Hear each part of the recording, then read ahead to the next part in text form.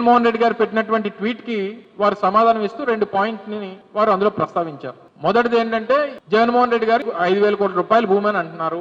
ఇది 5,000 కోట్ల రూపాయలు కాదు, ఇక్కడ గజం 65,000 రూపాయలు మాత్రమే ఉంది. దాని లెక్క ప్రకారం ఆయన ఏదో రియల్ ఎస్టేట్ చేసినట్టుగా ఇది 2,700 గజాలు 2,800 గజాలు వస్తుంది, 19 కోట్లు పడుతుంది ఎకరం. దాని ప్రకారం 1,000 కోట్ల రూపాయలు అవుతుంది 55 ఎకరాలు. ప్రభుత్వం ఎంతకు నిర్ణయిస్తే అంతకి మేము తీసుకుంటామని చెప్పి మొదటి దానికి సమాధానంగా చెప్పాడు.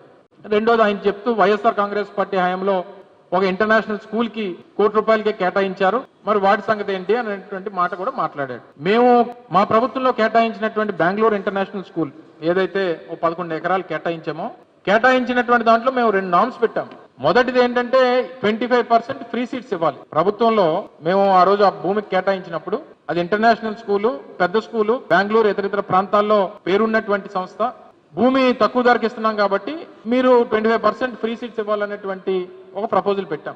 ఇదే గీతం సంస్థ 98లో 71 ఎకరాలు ప్రభుత్వ భూమిని వారు కేటాయింపు చేసుకుని 18,000 రూపాయలు, ఎకరా 18,000 రూపాయలు, 70 ఎకరాలు కలిపి 15 లక్షల రూపాయలకి మీరు తీసుకున్నారు. నేను అడుగుతా ఉన్నా, గీతం సంస్థ పెట్టి దాదాపు 45 సంవత్సరాలు అయింది.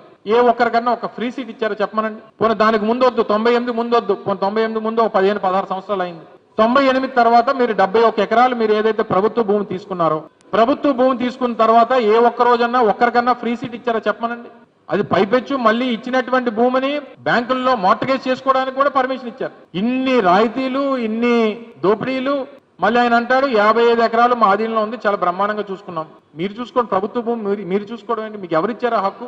అసలు మిమ్మల్ని అందులోని దానికి చుట్టూరు కాంపౌండ్ వాళ్ళు కట్టేటువంటి హక్కు ఎవరిచ్చారు మీకు? కొన్ని ప్రభుత్వ భూముల్లో బిల్డింగ్లు కట్టడానికి ఎవరిచ్చారు హక్కు మీకు? పైపెచ్చు మళ్ళీ దాని మీద మీరు బేరాలు ఆడుతా ఉన్నారు. ఈ భూమి 5,000 కోట్లు ఉండదు, 1,000 కోట్లు ఉంటుందని చెప్పి. రేపు ఆక్షన్ పెడితే తేలుతుంది ఎంత అవుతుందో.